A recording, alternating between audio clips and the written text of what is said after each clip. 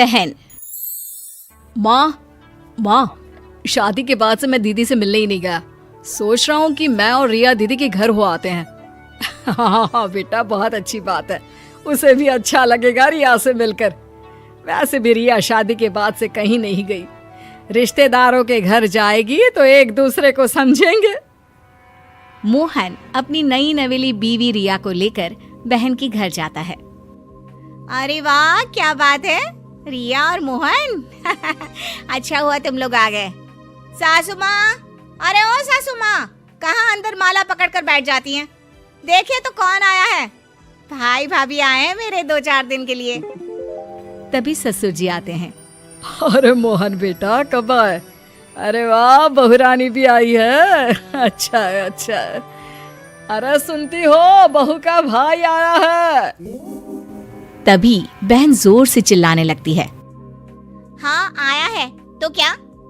बुड्ढे इस फिराक में ना रहना कि मेहमानों के लिए समोसे आएंगे तो तुम दोनों भी लपक लोगे। अरे जाओ अंदर के कमरे में। और सासू माँ, हाथों में मेहंदी लगी है क्या, जो अब तक पानी का गिलास नहीं आया? मोहन और रिया बहन सुनैना की बात से बहुत दुखी हो जाते हैं। दीदी मैं छोटी हूँ और मेरा बोलना अच्छा नहीं लगता, लेकिन प्लीज आप ऐसे बात ना करें। जीजा जी आपको कुछ कहते नहीं है क्या? आप उनके माता पिता से ऐसे बात करती हैं तो। ओ प्लीज रिया, छोटी हो छोटी बनकर रहो। और तुम तो बहुत किस्मत वाली हो जो तुम्हें मेरे माता पिता जैसे सास ससुर मिले हैं।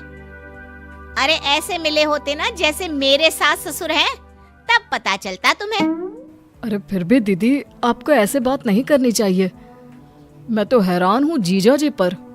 सभी बात कर रहे होते हैं कि सास पानी का ग्लास लेकर आ जाती है, लेकिन जैसे ही वो ग्लास टेबल पर रखती है, हाथ कांप जाता है और ग्लास गिर जाता है।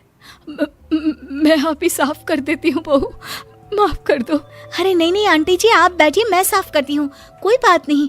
रुको रिया, इनकी हिम्मत भी कैसे हुई ग्लास गिराने की? एक काम ढंग से नहीं कर सकते। रोटी खाने को दो तो बहुत जल्दी हजम हो जाती है इनसे। सास को बहुत बेइज्जती महसूस होती है। सुनैना सास को बोले जा रही थी कि तभी वहां ससुर आ जाते हैं। वो रोकर हाथ जोड़कर बहू से कहते हैं, हम तंग आ चुके हैं बहू, तो हर किसी के सामने हम लोगों की बेइज्जती करती है। तेरी सास को मैंने कभी नहीं डांटा, लेकिन तू छोटी छोटी बात पर उसे बोलती है। मुझे ये बिल्कुल अच्छा नहीं लगता। अब हम लोग जा रहे हैं। अरे कैसी बात कर रहे हैं अंकल, आप लोग कहीं मत जाइए, मैं दीदी से बात करता हूँ।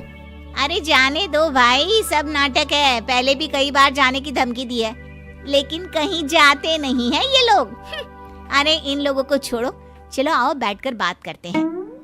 दीदी हम लोगों को जाना है, हम फिर आएंगे। अरे कैसी बात कर रही हो? तुम लोग तो बैग लेकर आए हो ना, 2-4 दिन तो रुक जाओ। क्या रुके दीदी, तुम्हारी हरकत देखकर तो अब मन ही नहीं करता तुम्हारे घर रुकने का। सुनैना भाई के मुंह से ये बात सुनकर फिर सास पर चिल्लाने लगती है। देखा कैसे तुम लोगों के कारण मेरे भाई और भाभी रुकना नहीं चाहते इस घर में। अरे पता नहीं कब तक मेरे सीने पर बैठे रहेंगे आप। सास ससुर वहां से चले जाते हैं और मोहन अपनी बीवी रिया के साथ घर की ओर निकल जाता है। रास्ते में, क्या बात है, काफी परेशान लग रहे हैं, सब ठीक है ना? दीदी का व्यवहार देखकर परेशान हूँ। कितने शौक से जीजू के माता पिता ने अपने इकलौते लड़के का हाथ मांगा था दीदी के लिए। पता है, माँ को दीदी की ये हरकत पता चलेगी तो वो कितनी परेशान होंगी। सोचो, तुम्हारे माता पिता को अगर ये बात पता चली तो उन्हें दुख होगा, लेकिन जिनके साथ बीत रही है उनके लिए तो जीवन नर्क है। हाँ, तुम बिल्कुल ठीक बोल रही हो, लेकिन क्या कर सकते हैं? करना तो पड़ेगा कुछ, क्योंकि हम कुछ नहीं करेंगे तो वो लोग ऐसे ही दीदी से परेशान होते रहेंगे। वैसे मेरे पास एक आइडिया है। बताओ, क्या आइडिया है? वो तो घर जाकर ही पता चलेगा। रिया घर जाती है और सास की तरफ देखती तक नहीं है, वो अंदर चली जाती है। अरे मोहन, ये बहू को क्या हो गया? बड़ी बदली बदली सी लग रही है। इसको बोलो इस घर के संस्कार ऐसे नहीं है। यहाँ रहना है तो प्यार से मिलजुल कर रहना होगा। माँ, घर के संस्कार से याद आया, दीदी ने तो सास ससुर के नाक में दम कर रखा है। अब समझाती क्यों नहीं उन्हें कि वो उन लोगों की इज्जत करे, उन लोगों से तमीज से पेश आए।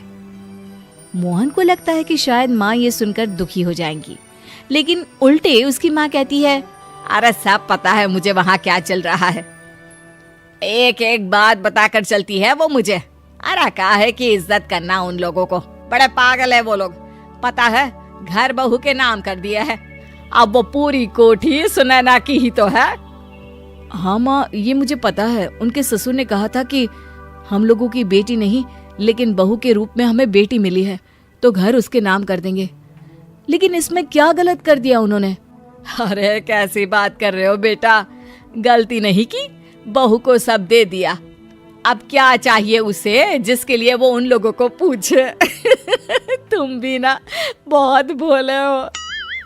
तभी रिया सारा सामान पैक करके आती है और मोहन से कहती है, देखो ये बुढ़िया जीते जी तो मुझे ये मकान देगी नहीं, लेकिन हाँ ये मर जाए तो फोन कर देना, मैं आ जाऊंगी। ये बोलकर रिया मोहन को आंख मार देती है। मोहन समझ जाता है कि ये रिया की चाल है। वो माँ की तरफ देखता है और कहता है, मैं तुम्हारे बिना क्या करूंगा, इनसे तो 2 रोटी बनती नहीं, भूखा ही मारेंगे मुझे भी। चलो मैं भी चलता हूँ, कहीं किराए का मकान ले लेते हैं। अरे कैसी बात कर रहे हो तुम दोनों, घर कैसे चलेगा? यही सोचकर शादी कराई थी क्या? अरे कमाई तो एक ही की है ना। ये क्या बात होती है माँ जी, घर मेरे नाम करो नहीं तो मैं चली। अरे अब नहीं बहू, ऐसा मत बोल। देख मैं घर का सारा काम करूंगी, अरे कोई डिमांड भी नहीं करूंगी, बस घर पर रहो तुम दोनों। माँ हम कोई नौकरानी रख लेंगे, आपका वहाँ क्या काम, फिर दुनिया भी क्या बोलेगी। अरे नहीं नहीं रिया, चलो मैं भी सामान पैक करके आता हूँ। तभी सास भागकर बेटी को फोन करती है और घर बुलाती है। बेटी माँ के पास आती है। क्या हो गया मोहन, मेरे घर तो तू बड़े भाषण दे रहा था कि सास को ऐसे रखो वैसे रखो, और यह तुम तो बोल रही थी कि सास को माँ की तरह मानो, फिर क्या हो गया तुम्हें? वो क्या है ना दीदी, मैंने आपको देखा और आपसे यही सीखा कि सास को मुट्ठी में रखो, पूरा घर खुद के नाम कर लो और सास को नौकरानी बना दो, ठीक है ना? जैसे आपने अपनी सास की बेइज्जती कर रखी है वैसे मैं भी इन लोगों की करूंगी। थैंक्स दीदी, ना मैं आपके घर आती और ना ही मुझे ये सब पता चलता। अब तो सुनैना समझ चुकी थी कि वो क्या गलती कर रही है। वो सभी से माफी मांगकर अपने ससुराल चली जाती है और अपने सास ससुर से कहती है, मुझे माफ कर दीजिए, मुझसे बड़ी भूल हो रही थी, मैं आगे से कभी ऐसा नहीं करूंगी।